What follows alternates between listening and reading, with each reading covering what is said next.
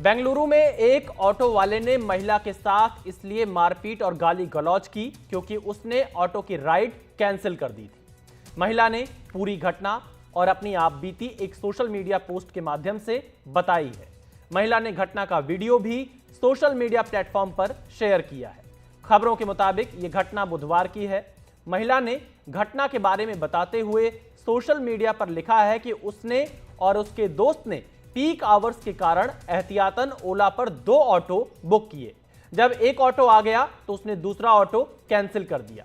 इसके बाद दूसरे ऑटो चालक ने गुस्से में पीछा किया और उस ऑटो चालक ने गाली गलौज और मारपीट शुरू कर दी।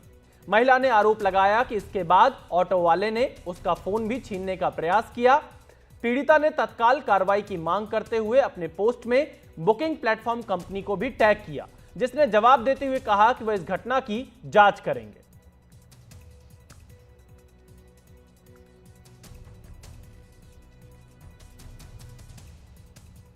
तो क्या आपको भी टैक्सी ऑटो ऐप के ड्राइवरों के अभद्र व्यवहार का सामना करना पड़ता है? क्या आपके साथ भी ऐसी कोई घटना घटी है? तो आप हमें इस नंबर पर कॉल कर अपनी आपबीती बता सकते हैं और ये मोबाइल नंबर हम आपको अपनी स्क्रीन पर दिखा रहे हैं। इस नंबर पर आप कॉल कर सकते हैं 7303388311। इस नंबर पर कॉल करें और अपनी आपबीती हमारे साथ साझा करें, क्योंकि हमें यह पता चला है कि यह एकमात्र घटना नहीं है। ऐसा हम में से बहुत से लोग, मैं भी, आप भी, बहुत से लोग इससे जरूर कहीं ना कहीं जूझते होंगे। ऐसी घटनाओं का सामना हमें करना पड़ता होगा जब हम कैब बुक करते हैं किसी भी जगह आने जाने के लिए, तो किस तरह से हमें उस कार को चलाने वाले, उस टैक्सी को चलाने वाले ड्राइवरों की तरफ से एक आम यात्री को कैसे परेशानियों का सामना करना पड़ता है। और आपके साथ भी क्या अभद्र व्यवहार कभी इस तरह का हुआ है? तो आप अपनी राय और अपना सुझाव और इसके साथ ही साथ अपनी आपबीती हमें इस नंबर पर फोन कर बता सकते हैं। नंबर है 7303388311। और देखिए, जब बेंगलुरु की इस महिला ने अपनी शिकायत की तो ओला, जिस कंपनी के माध्यम से ये ऑटो बुक किया था, उनका भी यहां पर रिप्लाई आया है और ये कह रहे हैं कि ये बहुत ही अलार्मिंग सिचुएशन उन्हें प्रतीत हो रही है। आप चिंता मत करिए, हम आपकी मदद करेंगे। और जैसा एक रूटीन होता है ओला सपोर्ट की तरफ से, जब कभी हम कोई शिकायत करते हैं तो एक रटा रटाया जो जवाब आता है, वो रटा रटाया जवाब भी इस वक्त हम आपका दिखा रहे हैं, जो ओला की तरफ से इस महिला के लिए आया है। लेकिन बड़ा सवाल यहां पर यह उठता है कि आखिरकार कैसे किसी का पीछा करके गाली गलौज और मारपीट कोई ड्राइवर कर सकता है? जब हम कई बार ऐसी राइड बुक करते हैं तो हमें, अगर मैं आपको अपनी आपबीती बताऊं, तो हमें भी कई बार ऑटो या जो हमारा टैक्सी ड्राइवर होता है वो सबसे पहले पूछता है आप पेमेंट कैश में करेंगे या ओला अकाउंट से आपका पैसा कटेगा या पेटीएम से करेंगे। और अगर हम कैश नहीं करते होते तो हमारा राइड कैंसिल कर देते हैं बिना बताए।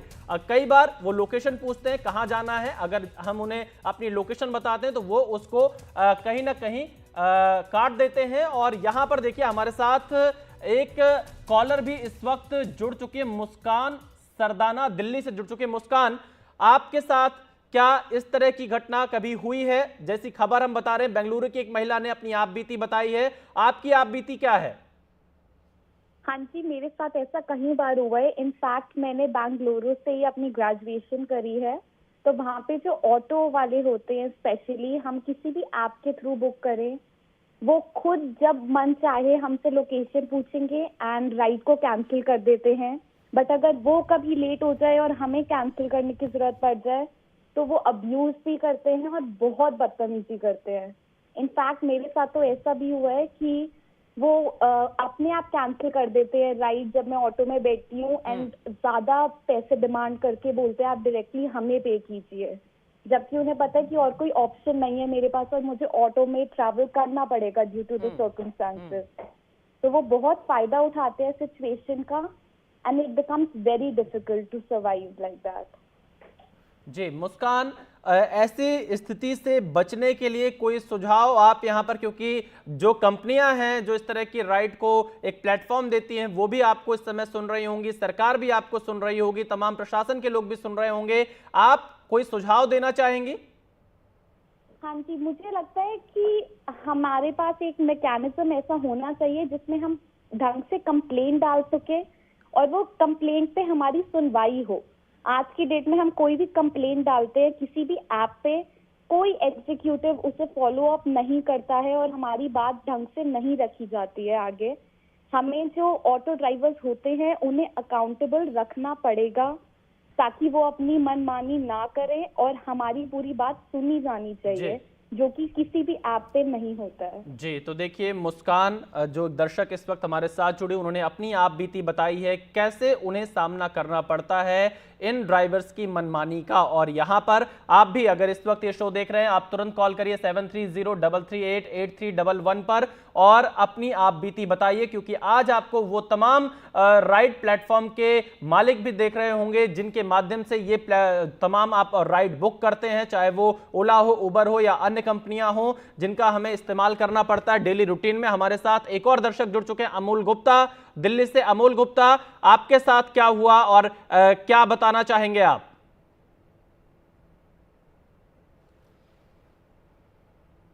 लगता है अमूल के साथ में संपर्क अभी टूट गया है। हम एक बार फिर से, अगर अमूल का फोन आता है तो हम आपको कनेक्ट करेंगे।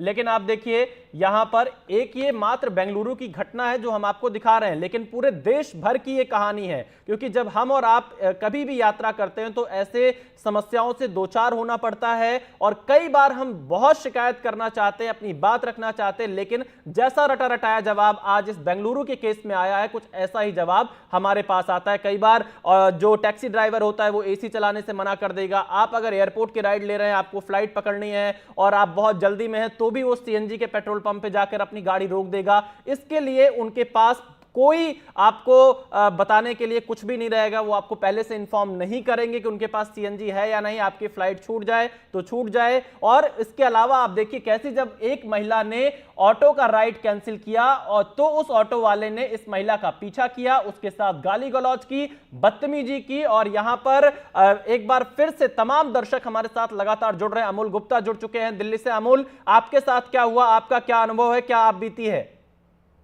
जी, जब मैं एक बारी गुड़गांव से अपने ऑफिस दिल्ली की तरफ आ रहा था तो पीछे से मुझे एक टैक्सी ड्राइवर ने हिट किया। तो जब उसने मेरी गाड़ी को हिट किया, पहले मैं देख रहा था कि वो टैक्सी ड्राइवर एक तो ढंग से गाड़ी नहीं चला रहा था, गाड़ी चलाते चलाते सड़क पे वो लेफ्ट साइड पे बाहर देख रहा था। और जैसे ही आगे ट्रैफिक आया, मैंने ब्रेक लगाई तो उसने आके मेरी गाड़ी में मारा।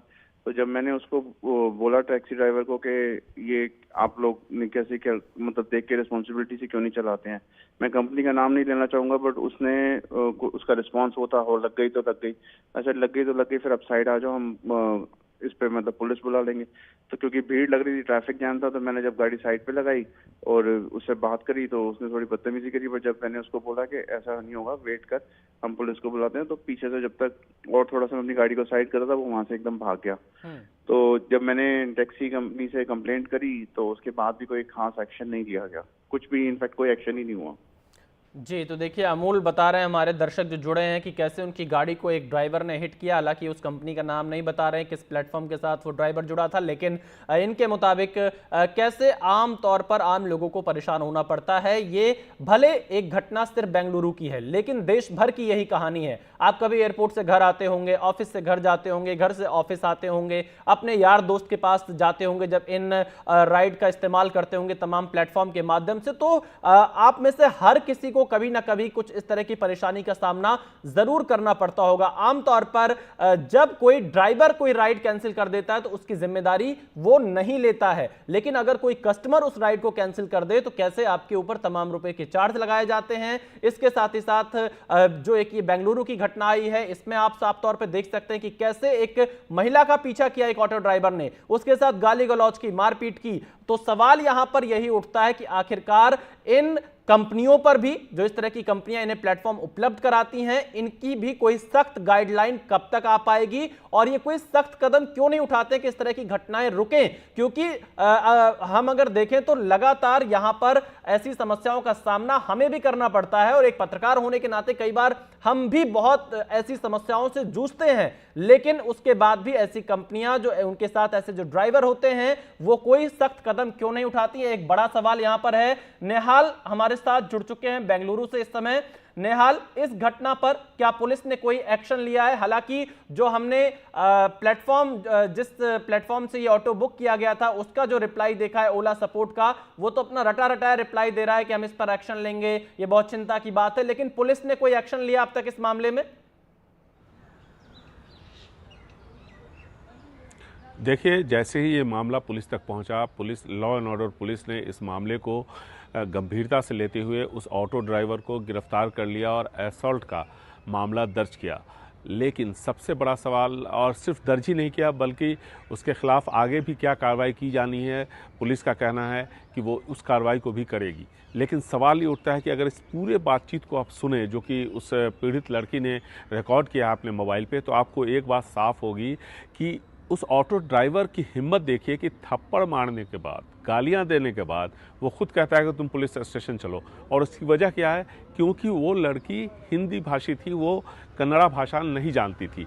और हाल के दिनों में हमने देखा है कि इनटॉलरेंस भाषा को लेकर के यहाँ काफ़ी बढ़ा है। और ऐसे में जैसे ही इस तरह के जो लोग हैं, ऑटो ड्राइवर्स वगैरह, उनको ये पता चलता है कि अगले को यहाँ की भाषा नहीं आती है, वो यहाँ का नहीं है, तो इस तरह का इनटॉलरेंस से जुड़ा हुआ जो मामला है वो काफ़ी सामने आया है। हालांकि पुलिस हमेशा फ़ौरन कार्रवाई करती है, सभी लोग ऐसे नहीं हैं, बहुत सारे ऑटो ड्राइवर्स सपोर्ट भी करते हैं। लेकिन यहाँ पर सबसे बड़ा सवाल ये है कि जो इस तरह के एग्रीगेटर्स हैं, उनकी तरफ से जिस तरह की कार्रवाई होनी चाहिए वो नहीं है। उनकी रिस्पॉन्सिबिलिटी, उनकी जिम्मेदारी अब तक तय नहीं हुई है।